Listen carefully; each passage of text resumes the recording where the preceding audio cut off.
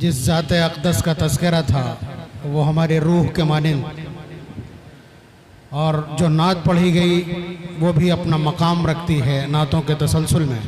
جس شخص نے پڑھی ہے وہ بھی آپ کے دل کے بہت قریب ہے، اس لیے پورا مجمع اپنے قدموں پر تھا۔ اللہ تبارک و تعالیٰ اس نذرانے کو قبول فرمائے۔ اب تھوڑی سی تمہیدی گفتگو۔ یہ انتخابی اجلاس ہے۔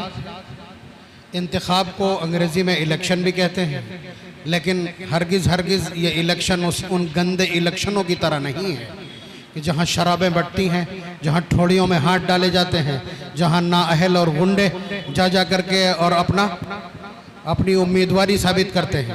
یہ انتخاب کس پس منظر سے آتا ہے، یہ ایک بہت اہمیت کی بات ہے۔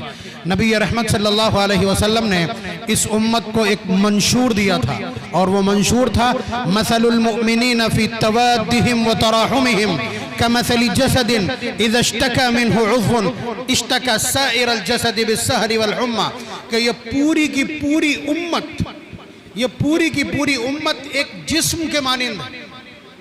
بلاغت کی انتہا ہے اس تشبیہ اور استعارے میں حضرت علماء کرام کی خدمت میں، کہ یہ امت پوری کی پوری ایک جسم کے مانند ہے۔ وجہ تشبیہ کیا ہے؟ یعنی اس طرح سے ایگزامپلائز کیوں کیا ہے؟ آپ اندازہ لگائیے، ہمارا جسم ہے، جسم میں انگلیوں کا الگ کام ہے، پیروں کا الگ کام ہے، پیٹ کا الگ کام ہے، شرمگاہ کا الگ کام ہے، آنکھوں کا الگ کام ہے، ہاتھوں کا الگ کام ہے، زبان اور دانتوں کا الگ کام ہے۔ یہ الگ الگ فیکلٹیز ہیں، الگ شعبے ہیں، ان کے الگ کام ہیں، الگ میدان ہیں، الگ ان کی مجال ہے، لیکن ان کے بیچ کا جو کمبینیشن ہے اس کا حال یہ ہے کہ اگر ٹھوکر لگتی ہے انگوٹھے میں تو آہ نکلے گی کہاں سے؟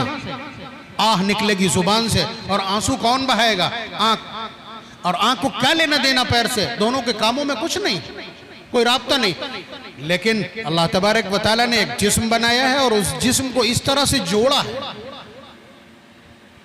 جوڑا ہے، نبی اکرم صلی اللہ علیہ وسلم نے اسی کو وجہ تشبیہ بنا دیا۔ اس سے بڑی کوئی بلاغت کی تشبیہ نہیں ہو سکتی۔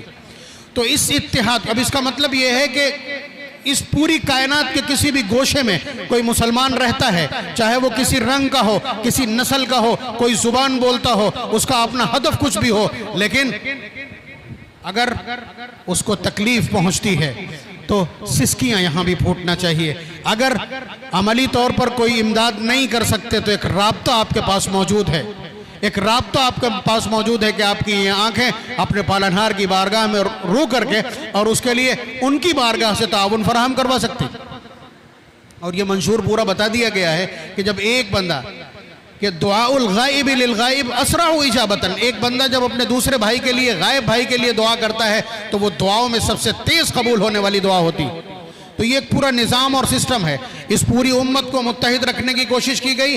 اس پورے ہار کا وہ دھاگا کون سا ہے جس سے اس کو متحد کیا جاتا ہے؟ وہ نبی اکرم صلی اللہ علیہ وسلم کی ذات ہے۔ وہیں سے قیادت طے ہوتی ہے کون کتنا بڑا قائد ہے۔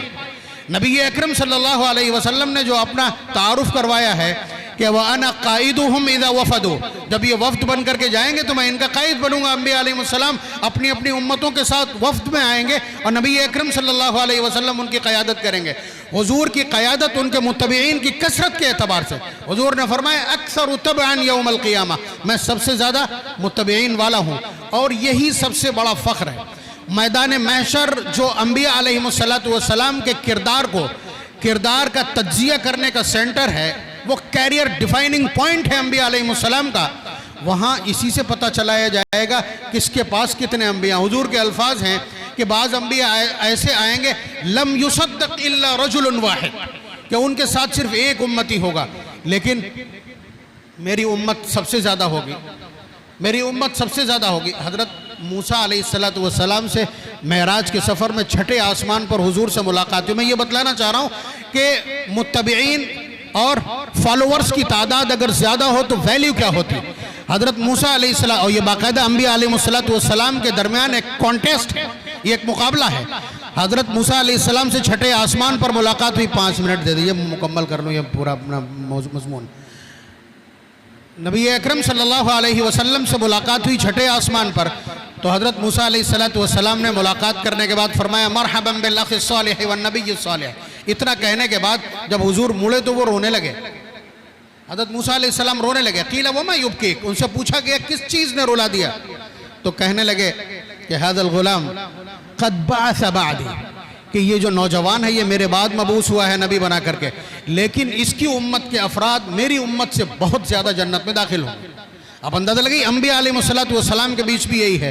تو یہ ایک اتحاد پیدا کرتا ہے. یہ اس طرح کا الیکشن ہے کہ نبی اکرم صلی اللہ علیہ وسلم کے پیچھے لا کر کے کھڑا کرنا, اور قیادت اسی لیے مضبوط ہوتی. حضور عرش کی دائیں جانب کھڑے ہوں گے, اور یہ اکلوتا مقام ہے جہاں کوئی دوسرا کھڑا نہیں ہو سکتا.